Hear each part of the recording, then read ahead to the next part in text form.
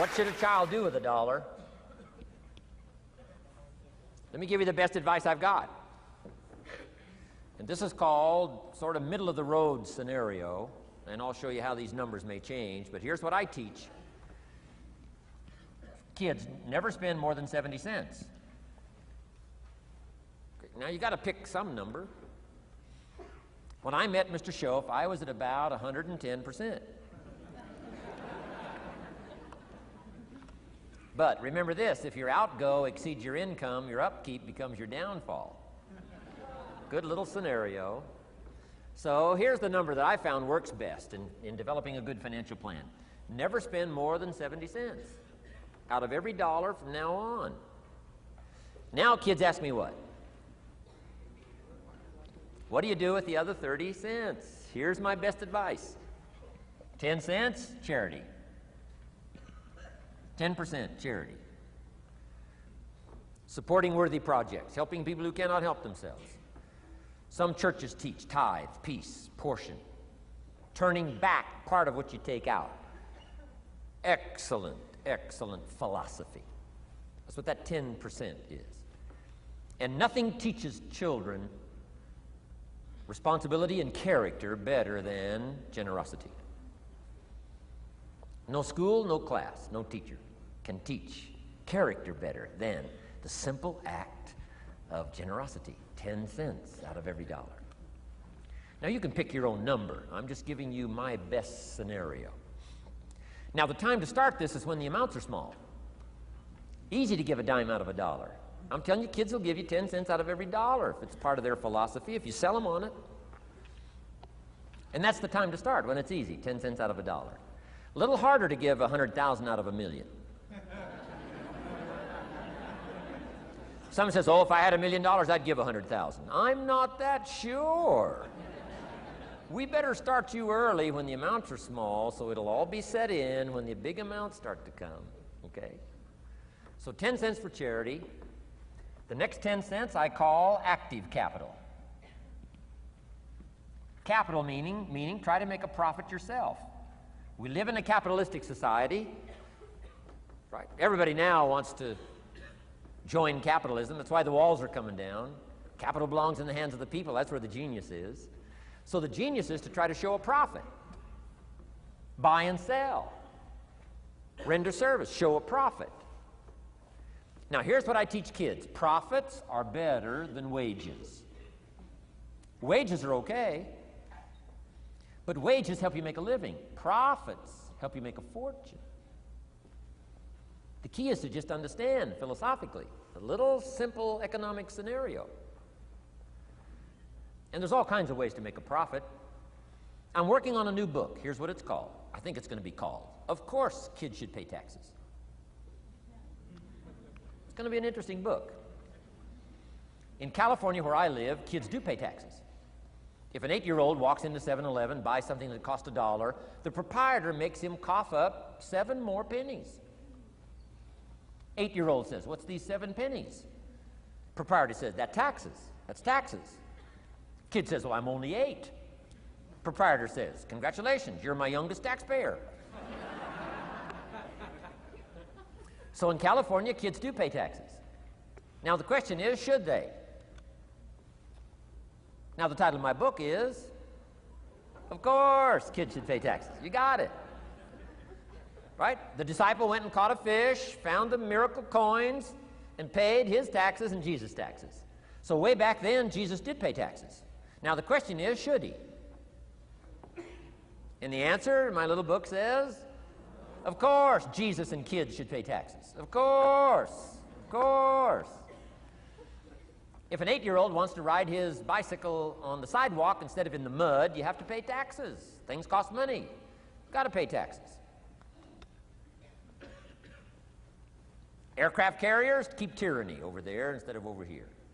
Aircraft carriers cost money. It's expensive to run this whole show. You can't use used missiles. I mean, you know, it's expensive to run the whole deal. Of course, everybody has to pay. Now, active capital means try your best to show a profit. Now, there's many ways to show a profit, not just money. Touch something, leave it better than you found it, that's a profit. Some profits are intangible, some profits are tangible. Long before Earth Day, for all sophisticated people, it was very proper when you left your hotel room to turn out the lights. All educated people. Why? Leave a profit. It's so easy to flip the switch and leave a profit. Some says, well, the hotel gets the profit. What do you care? All you need to become is a person who leaves a profit. Wow. I talked to a man who runs a whole string of apartments. He said, guess what? Most people, when they rent an apartment, leave it, what? Trashed, worse than they found it. What kind of a reputation would that be? Whatever you touch turns to trash. Whatever you touch gets dirty. Nothing you touch gets better. See, that's a poor philosophy. No wonder it leads to poverty, small lives. As one writer said, living lives of quiet desperation. This is where it all begins. Failure to leave a profit when you can, turn out the lights, doesn't matter what it is. Become profit-minded. Profits are better than wages because profit has the potential to make a fortune. Wages has the potential to make a living. So I teach kids, take part of your wages. If you earn the money, take part of it for charity and part of it to see if you can't make a profit. And there's all kinds of ways. My book's going to be full of all kinds of ways kids can make money.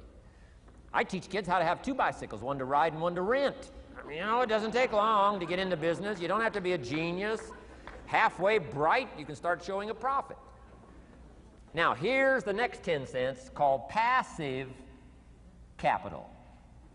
Meaning, let somebody else use the capital, you provide it, you're passive, they're active. And let them pay you interest. Profits and interest. Unique way to make a fortune. In fact, there's a Bible philosophy. I teach teenagers this Bible philosophy. Here's what it teaches. The borrower is servant to the lender. Wow. So where is the power position? Not a spender, a lender. And if I've taught teenagers well, if you ask them, among some of the things you want to be, you know, when you grow up, you know, as years pile on, what would you like to be? I'm telling you, among some of the things that they would like to be, if they've sat in on my classes or gotten some of my material, they will say, I want to be one of them lenders. Powerful position. Let somebody else use your capital. Some projects require more capital than any one person has. So we've got capital pools, whether you put it in a financial institution or whatever, right? Earn an interest, earn a profit, right? Buy a car and sell it for more than you paid for it. Why? Because you leave it better than you found it. Wow. Touch something and leave a profit. Okay? It's not just wrapped up in money and economics. This helps to teach all other scenarios of life on profit and capital and expenditures, what to do with your time and what to do with your life, and as well as what to do with your money. Okay? Now this little scenario I call the ideal. Now here's what's important, to set up the ideal and work toward it. Because at first you may not be able to do these numbers. Some people are in such desperate situation currently, they got to go 97, 1, 1, and 1. I mean, you know, I had to start there. Start with pennies. And remember, it's not the amount that counts. Mr. Shoaff gave me the clear situation. Here it is. It's not the amount that counts, it's the plan that counts. When I met Mr. Shoaff, I'm 25 years old. I said to him, if I had more money, I'd have a better plan. He said, no, Mr. Rohn, if you had a better plan, you'd have more money. 6 years? 6 years? In America, 6 years? Come on, it's not the money, it's not the amount, it's the plan that counts. So set up an ideal plan like this. Now you can rearrange this and modify it to suit yourself. I'm just giving you here as an example. So set up the ideal and then start making progress toward it. Okay. Because finally these numbers are going to change if you move on up into the higher area, right? The people I work with around the world couldn't spend 70 cents out of every dollar. Would be obscene. That'd be too much. So these numbers are bound to change. I don't know what mine are. Probably 20% up here. A lot larger numbers down here. Okay? So these numbers can change. I'm just offering you a good sample philosophy. Remember, philosophy is the set of the sail. The economy is not the set of the sail for you. For you, the set of the sail is your own philosophy, your own thinking, your own plan, your own concept. Don't borrow somebody else's plan. Don't borrow somebody else's concept. Don't borrow the concept, spend all you can, cross your fingers and hope for the best. Don't borrow that. Develop your own philosophy, and I'm telling you, it'll lead you to unique places.